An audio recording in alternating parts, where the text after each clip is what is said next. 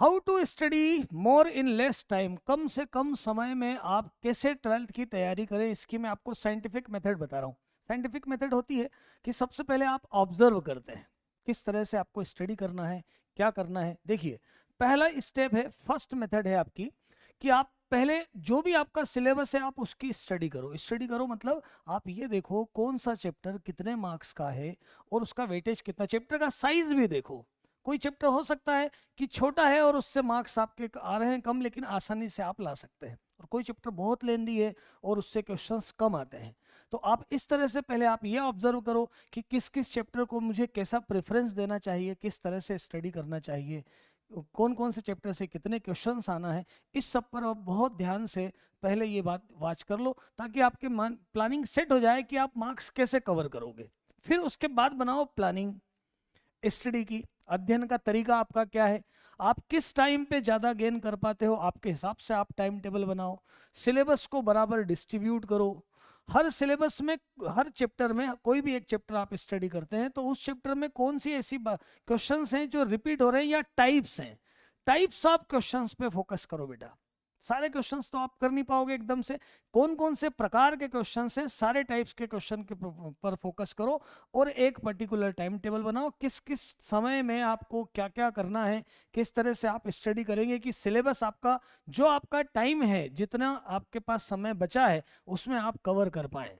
इस पर आपको विशेष ध्यान देना है। ये प्लानिंग जितनी प्रॉपर आप बनाएंगे उतनी जल्दी आप सिलेबस पूरा अच्छे से कवर कर पाएंगे, उस पर स्टडी कर पाएंगे। तो दूसरा पॉइंट आपका इंपॉर्टेंट यही है कि आप प्लानिंग किस तरह से बनाते हैं, आप किस तरह से प्लान करते हैं अपनी स्ट्रेटेजी को। उसके बाद आपको क्या करना है, इंपॉर्टेंट जो थिंग है वो है PYQs का स्टडी।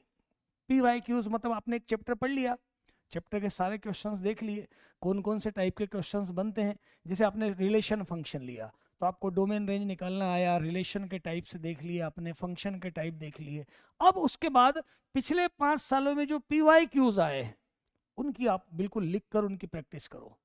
और अब ये सोचो कि उसके आसपास और क्या क्वेश्चन पॉसिबल है, क्या कैसे कैसे आ सकते हैं, इस पर फोकस करो। मतलब PYQs की स्टडी बहुत जरूरी है, क्योंकि पैटर्न नहीं बदलता बेटा, पैटर्न कुछ वैसा ही होता है। तो उस पर आप PYQs को हर चैप्टर के साथ में, चैप्टर कंप्लीट करने के बाद, हर टाइप के क्वेश्चन सॉल्व करने के बाद, उसके बाद आप उनके ऊपर जो भी PYQs बनते हैं उनकी स्टडी करो। PYQs की आपकी स्टडी कंप्लीट हो गई। अब इसके बाद आपको अपना ध्यान भी रखना है। ध्यान रखना है मतलब समय समय पर ब्रेक लेना है, आसपास हेल्दी एटमॉस्फेयर रखना है। मतलब आप ब्रेक ले तो ऐसा नहीं कि हर आधे घंटे बाद ब्रेक ले रहे हैं, एक पर्टिकुलर टाइम रखें, 2 से 3 घंटे कंटिन्यूस स्टडी करें, फिर उसके बाद एक ब्रेक लें। और उस ब्रेक में भी आप ऐसा नहीं कि सोशल मीडिया पे लग जाओ, फ़ोन पर लग जाओ, है ना, चैटिंग शुरू कर दो और अपनी रील बनाना शुरू कर दो, ऐसा नहीं। अपने दोस्तों से, ऐसे दोस्तों से बात करो जो आपको हताश निराश नहीं करे, आपको अप्रिशिएट करें और आपको बताएं कि ये और आप कर लेना। आप दोस्त से पूछो कि उसने कैसी स्टडी करी, ऐसे से ही पूछना, ऐसे ही दोस्तों से पूछना जो खुद भी स्टडी में तत्पर हों और अपने अध्ययन में लगे हों ऐसे। या फिर आपके घर वालों से, पेरेंट्स से बात करो, अपना जो भी नर्वसनेस आ रही है वो शेयर करो पेरेंट्स के साथ, वो आपकी हौसला अफजाई करेंगे। और अपने आप को सेल्फ मोटिवेटेड भी रखो, एक हेल्दी एटमॉस्फेयर रखना इतने दिनों में बहुत जरूरी है। सोशल मीडिया से तो दूर रहना ही है, आपको ब्रेक लेना है, लेकिन उस ब्रेक में भी आपको कुछ ना कुछ इनोवेटिव करना है कि स्टडी के लिए और क्या कर सकते हो। घर वालों के साथ, दोस्तों के साथ, उनसे एक अच्छा एटमॉस्फेयर क्रिएट करो और फिर उसके साथ साथ स्टडी करो।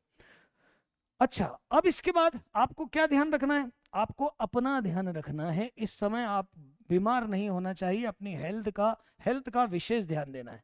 ऐसा नहीं हो कि आप स्टडी करते रहो और बीच में आपकी नींद पूरी नहीं हो, आप कम नींद ले रहे हो और नींद आपने कम ली तो आप एनर्जी कलेक्ट नहीं कर पाओगे। क्योंकि जब आप नींद पूरी ले लेते हो तो आपकी ऊर्जा इकट्ठी हो जाती है, और उसके बाद जब आप स्टडी करने बैठते हो तो जो बात आप नींद वाली अवस्था में 2 से 3 घंटे में करोगे वही आप आधे घंटे में कर लोगे। तो फ्रेश रहना जरूरी है, फ्रेश होना आपके लिए मस्ट कंपलसरी है।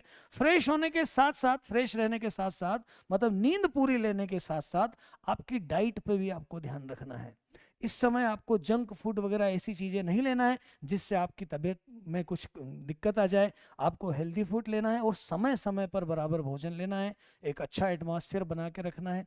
यदि आपने इन पांचों बातों का ठीक से ध्यान रखा तो मैं समझता हूँ आपने साल भर भी स्टडी की होगी और इतने कम समय में आप पूरी तरह से अपना कोर्स कवर कर पाएंगे।